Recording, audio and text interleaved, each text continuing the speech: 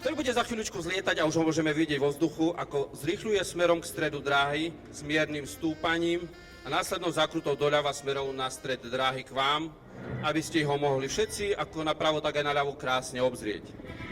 Vrtuľník Black Hawk vám predstavuje displej pilot veliteľ 51. krídla v Prešove, plukovník inžinier Štefan Okoš s náletom cez 3200 letových hodín na rôznych typoch vrtuľníkov. Svoju leteckú kariéru začal už v roku 2004 a v jeho leteckom zápisníku nájdete rôzne typy ako bojový vrtuľník Mi-24, na ktorom má odlietané cez 500 letových hodín, ďalej Mi-17 a v neposlednom rade UH-61 Black Hawk s takmer 2200 hodinami, na ktorom lieta ako kapitán, display pilot a inštruktor-examinátor. Súčasťou display týmu je aj kopilot major Martin Harris s náletom cez 1000 letových hodín a palubný technik rotný Pavel Hanko s náletom takmer 2000 letových hodín. Pilot začína bočný posun doprava a s následným otočením o 360 a môžeme vidieť následne ešte cúva so stúpaním dozadu a nakoniec zastaví v strede dráhy. V tejto chvíli môžeme vidieť bočný posun doľava, následné otočenie a bude sa vracať naspäť na stred display liney.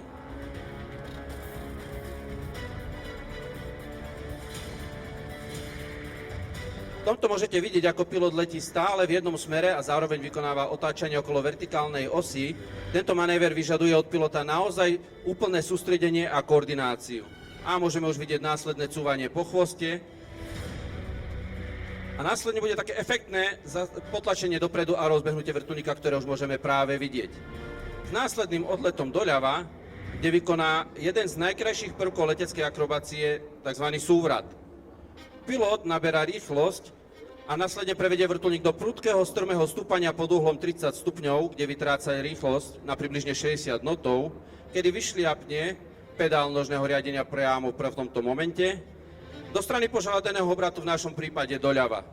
Vrtuľník následne prevedie do strmého klesania pod uhlom 30 stupňov a znova zrýchľuje na rýchlosť 100 knotov v smere dráhy.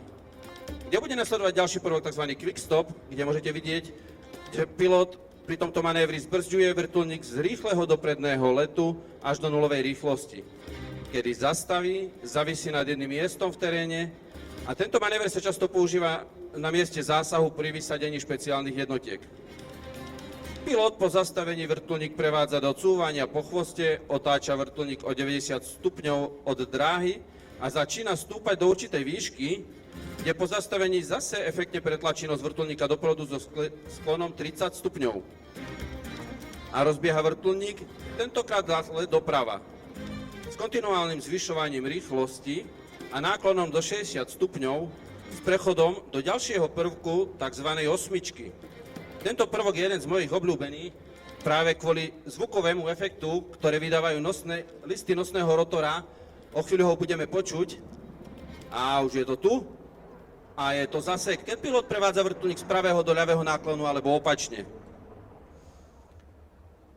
Pre informáciu, prázdna hmotnosť tohto vrtuľníka je približne 4,8 tón a s maximálnou vzletovou hmotnosťou dosahuje až 10,5 tony.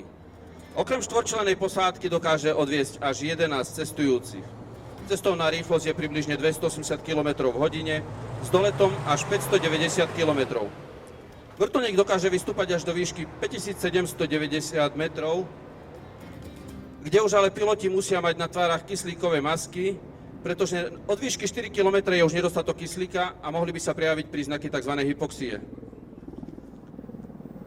Môžeme vidieť, ako pilot ukončuje osmičku so stúpaním nad stredom dráhy, otáča vrtuľník doľava s následným postupným sklesaním 2x do 360 stupňov pred stred dráhy.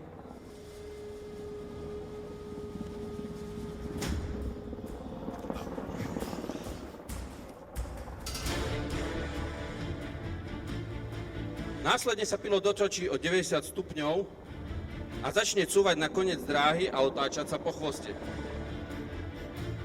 Niečo trošku z histórie. Vývin čierneho jastraba sa začal už koncom 60. rokov.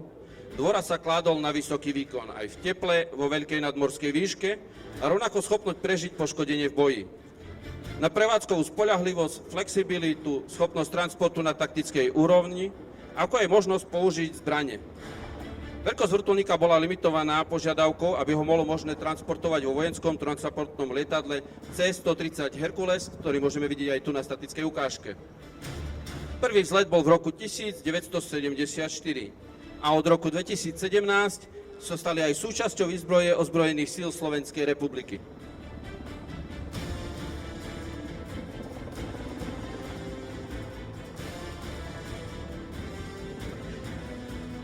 O chvíľku vidíte, ako pilot zase zastaví stúpanie, pretlačí nos vrtuľníka dopredu a bude zase prudko naberať rýchlosť.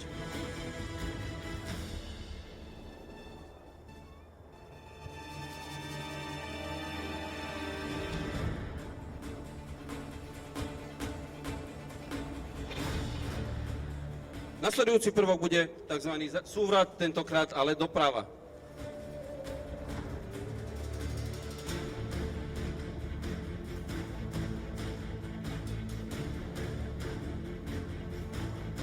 Vrtuľník naberá rýchlosť dopredným letom k stredu dráhy, kde prudkou zatáčkou s náklonom 60 stupňov vykoná ešte jeden obrat o 360 stupňov. Pri tomto manévre dochádza k preťaženiu až 2G, to znamená, že pilot vážiaci 100 kg sa cíti, ako keby vážil 200. Následne bude pokračovať doľava od dráhy nízko nad terénom. V tejto fáze letu sa budú piloti pripravovať konfiguráciu vrtuľníka na tzv. Letmé pristátie s dojazdom. Inými slovami, na pristátie lietadlovým spôsobom, ktorý sa častokrát využíva, keď vrtuľník naozaj je ťažký alebo pri vysokej nadmorskej výške, pri vysokej teplote okolitého vzduchu a výkon vrtuľníka nie je dostatočný na to, aby vykonal vertikálny vzlet alebo pristátie. Aj vrtuľník je schopný pristať rovnako ako lietadlo a požaduje na to naozaj menší výkon.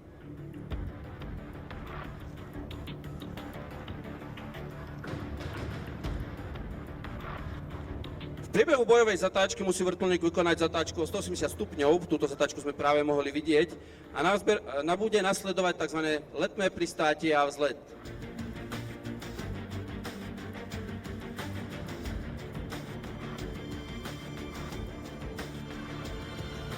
Na konci bude zase nasledovať ďalšia bojová zatáčka, tentokrát doprava, kde sa znovu pilot otočí o 180 stupňov. Je to veľmi efektívny manéver, keď pilot potrebuje zmeniť smer letu o 180 stupňov, pri čo najmenejšej stráte doprednej rýchlosti, kde najprv premení rýchlosť za výšku a následne naspäť výšku na rýchlosť, ale už v opačnom smere. V tejto fáze letu vykonáva Černý Jastrab prelet na rýchlosti až 244 km za hodine s postupným stúpaním hore, kde pilot dosiahne maximálnu výšku, otočí sa 180 stupňov na vrchole a prevedie vrtuľník do autorotácie. Autorotácia je manéver vrtuľníka, pri ktorom sa nosný rotor poháňa vzduchovým prúdom. Vrtuľník v autorotáciu získava energiu z klesania vo vzdušnom prúde a umožňuje bezpečné pristátie v prípade zlyhania motorov. Vidíte, že aj v priebehu autorotácie pilot naozaj dokáže krásne manevrovať s vrtuľníkom, aby vykonal pristátie na naozaj vhodnej ploche. Pilot musí správne riadiť cykliku a pedále, aby udržal vrtuľník stabilný a v správnej polohe počas autorotácie. Koniec autorotácie je zakončený tzv. Flérou, ktorú práve môžete vidieť, keď využijeme energiu, kinetickú energiu, ktorá je uskladnená v hmotnosti listov nosného rotora na to, aby vykonal bezpečné pristátie až na zem.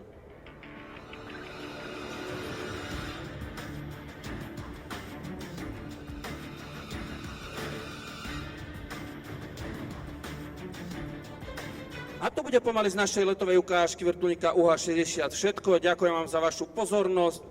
Zaujíme našu leteckú techniku. Nakoniec bude ešte nasledovať pištová tzv. Veľmi obľúbená kláňačka, keď zavisí pred vašim davom a pokloní sa vám veľmi efektným priamym sklonom dopredu.